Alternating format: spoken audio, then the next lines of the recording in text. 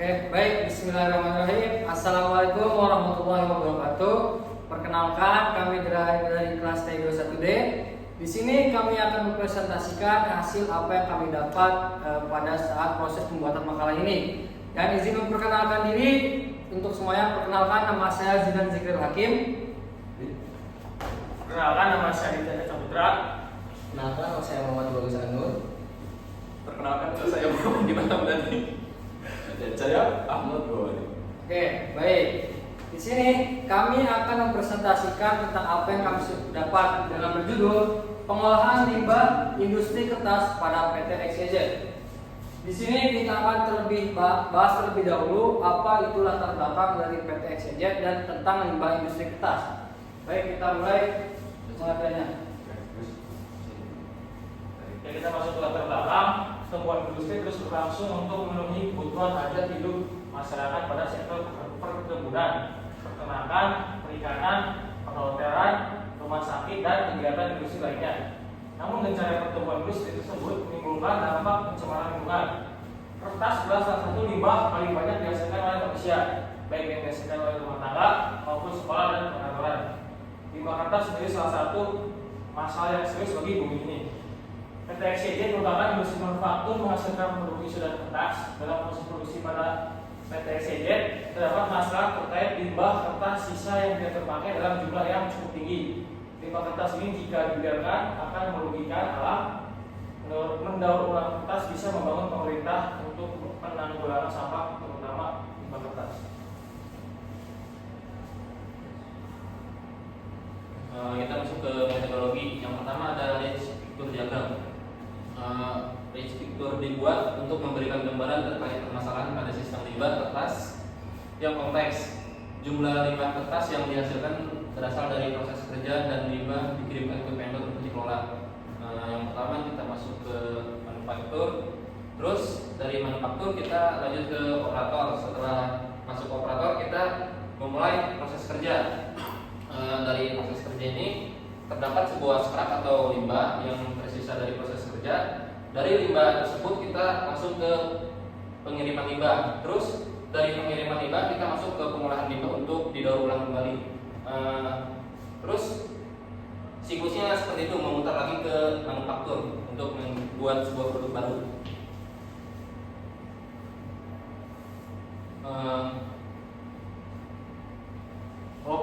Breakdown struktur pekerjaan proyek dapat dibagi dalam unsur-unsur pekerjaan yang lebih kecil dan lebih kecil lagi setelah ruang lingkup dan sasaran telah teridentifikasi. Di sini ada 5 macam. Yang pertama ada pembuatan kertas.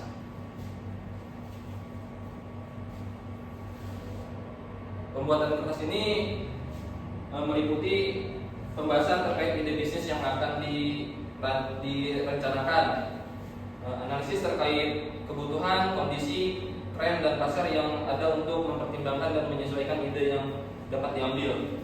Yang kedua ada proses produksi kertas. Tahap ini merupakan proses awal pembuatan kertas dari material yang berjenis kayu. Proses pembuatan kertas dimulai dengan menebang pohon di area hutan yang dipilih disebut pop. Yang ketiga masuk ke WP sheet. WP sheet ini adalah work in process, di mana pada tahap lanjutan proses produksi yang menggunakan mesin buletin, yaitu mesin buletin adalah untuk mesin yang memotong kertas. Setiap kertas akan dipotong sesuai dengan order yang diinginkan konsumen. Dan yang keempat ada proses finishing kertas. Proses ini adalah proses membungkus kertas yang sudah dipotong sesuai dengan order dan di wrapping lalu diletakkan ke palet. Yang terakhir adalah scrap.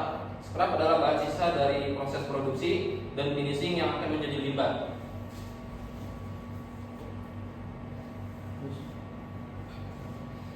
Ya, lanjut langsung ke hasil dan pembahasannya. Untuk stakeholder permasalahan. Stakeholder dalam pengolahan limbah kertas memiliki peran yang penting dalam berbagai aspek seperti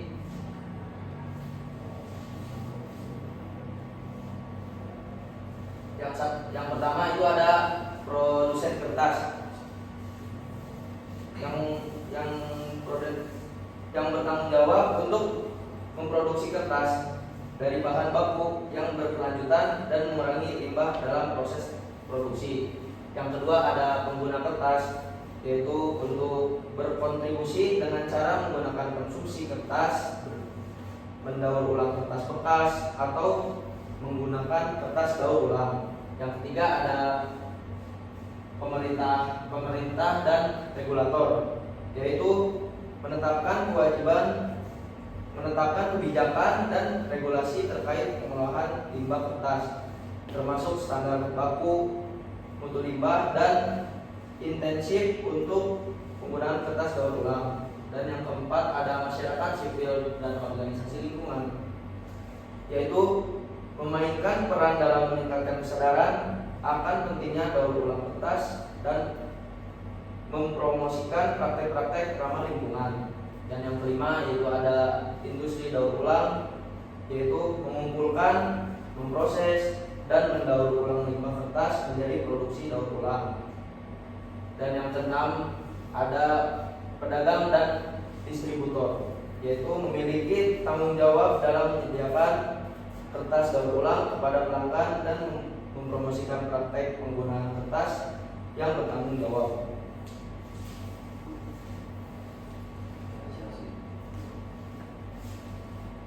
Dan selanjutnya kita menuju ke implementasi pengolahan limbah kertas.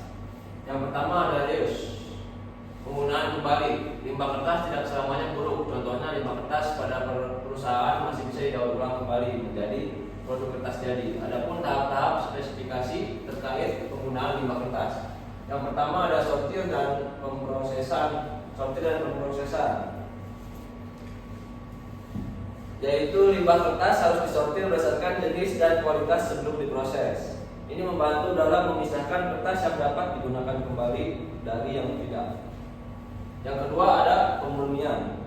Pemurnian ialah proses pemurnian limbah kertas dilakukan agar menghilangkan pencemar seperti tinta agar bisa diproses kembali. Dan yang ketiga ada proses manufaktur kembali. Kertas yang sudah dibersihkan dan diproses dapat digunakan dalam proses pembuatan kembali atau recycling untuk menghasilkan produk kertas baru. Proses ini meliputi pencampuran